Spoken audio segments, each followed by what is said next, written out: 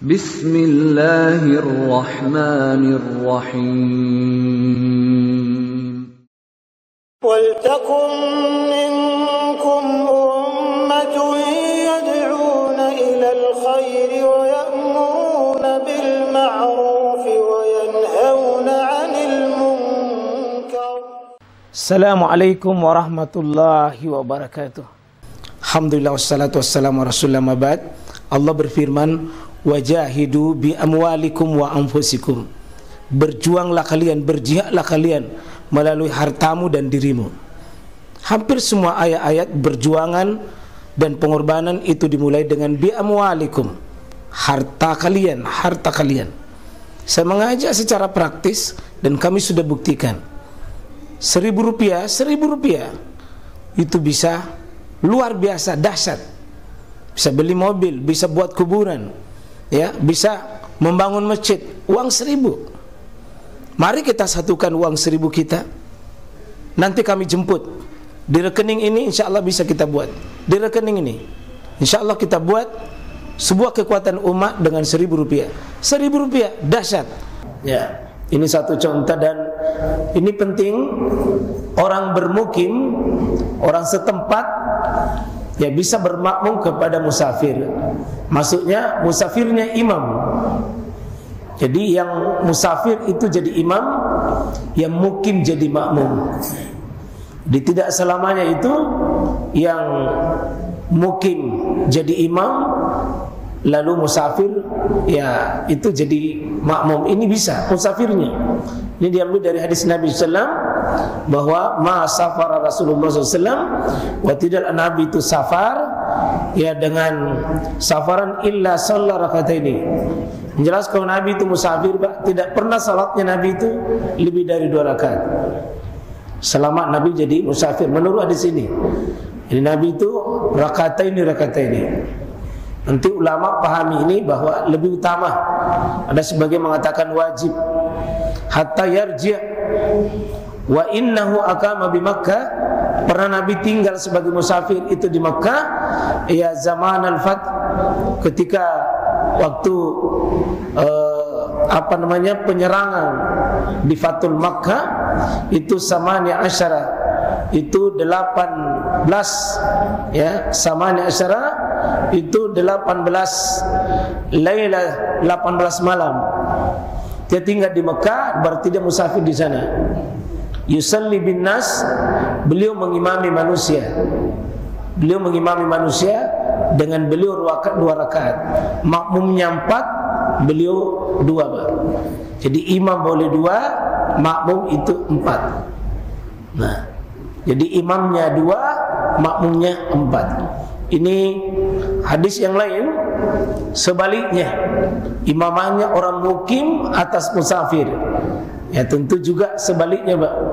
Yang pada umumnya kita ini ya seperti itu yang kita ketahui bahwa Nabi SAW, para sahabat demikian saling mempraktekkan. Jadi boleh. Dan inilah yang biasa kita lakukan. Kalau kita pergi ke daerah, kita singgah di masjid, kita pada umumnya ini jarang jadi imam. Kita cuma mukim di belakang, kita cuma menjadi makmum di belakangnya. Ya sebenarnya bisa saja Pak kita balik itu, bisa saja kita balik.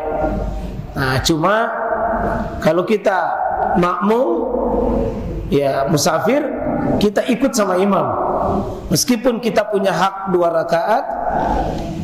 rakaat, tetapi kalau ikut sama imam dilengkapi kita punya sholat. Ya, jadi lengkapi kita punya sholat, misalnya sholat duhur, ya kita sebenarnya punya fasilitas 2. Asar juga 2, tapi kalau ikut sama imam maka posisinya adalah duhur tak disempurnakan 4. Nanti duhur fasilitasnya boleh diambil ke aslinya 2. Begitu juga sebaliknya lain, maghrib dan isya jadi bisa. Begitu kita ikut sama imam, ya posisinya adalah imamnya jadi standar. Innama ju'ilal imam liyutamma bi. Imam itu diangkat untuk diikuti. Nah, bolehkah orang sholat fardu bermakmum kepada orang sholat sunnah? Iya, ini hadisnya kita sudah baca yang lalu. anna Muaz bin Jabal kana yusalli ma'a Rasulullah al-isya al-akhirah, bahwa Muaz ini seorang sahabat yang paling ulama di antara ulama para sahabat itu Pak, dikenal Muaz bin Jabal. Ini paling tahu tentang perkara halal dan haram. Kemudian beliau sholat Isya bersama Nabi. Jadi beliau makmum, tapi begitu dia pulang ke kampungnya, kira-kira di sini dengan dia Antang itu kira-kira begitu. Beliau pergi di Madinah kalau maghrib Isya, pulang lagi ke sana Isya, dia jadi imam lagi di kampungnya.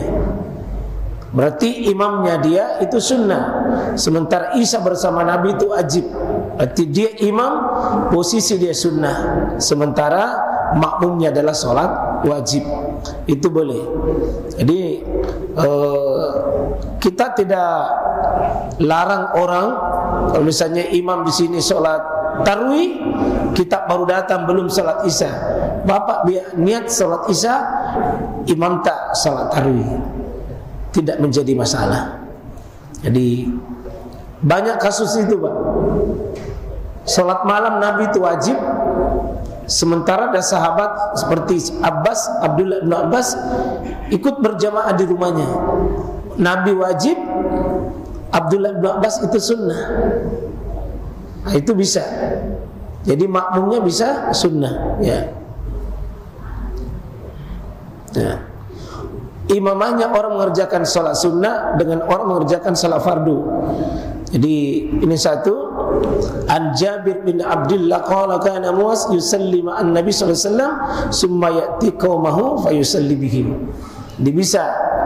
Nabi pernah salat wajib jadi imam, kemudian Abdullah bin Abbas itu jadi makmum sunnah. Jadi bisa wajib dan bisa berpasangan dengan sunnah. Bisa imam tak salat wajib, kita salat sunnah, tidak menjadi masalah, atau dibalik. Ya. Orang yang sholat sambil duduk, jadi bermakmum kepada orang sholat sambil berdiri. Jadi ini kasus kalau kita misalnya duduk Pak seperti yang pakai kursi, duduk, imam tak berdiri, itu boleh. Dan sebaliknya nanti, ya. Jadi orang yang sholat sambil duduk bermakmum kepada orang sambil diri. An Anas qala ya qala sallallahu alaihi wasallam fi maradihi khalfa Abi Bakr. Pernah Nabi itu karena dia sakit, dia sholat di sampingnya Abu Bakar dalam keadaan dia duduk. Karena dia dalam keadaan sakit, fi maradihi, dia sakit, khalfa Abi Bakrin. Jadi yang imam pada saat itu Abu Bakar. Dalam keadaan itu Nabi qaidan fi saubi. Dia dalam keadaan berselimut pakaian yang karena sakit, ya mutawassiha. Dia berselimut dengan pakaian itu, dia diimami. Bahkan ada riwayat Nabi sallallahu alaihi wasallam pernah juga itu Abu Bakar jadi imam, kemudian Nabi datang, kemudian bergantian Pak, bergantian.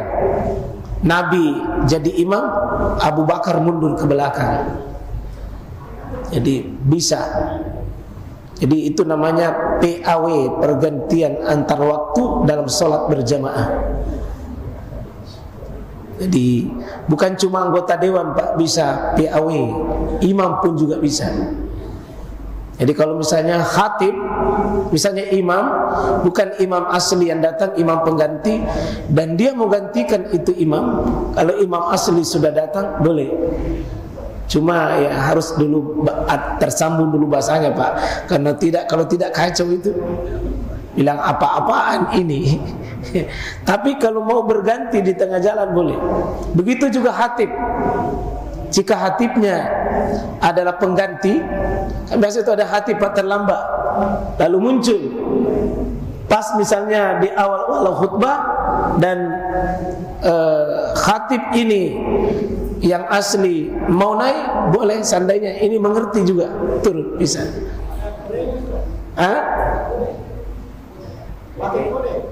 Ya, boleh.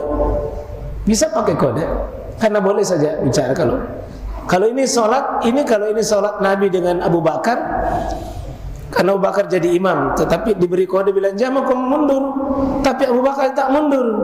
Karena Nabi jadi imam, itu pakai kode. Kalau ini bisa saja. Makmum itu khatib itu Pak bisa bicara pada makmum. Khatib itu bisa menegur makmum. Yang tidak boleh bicara adalah makmum dengan makmum.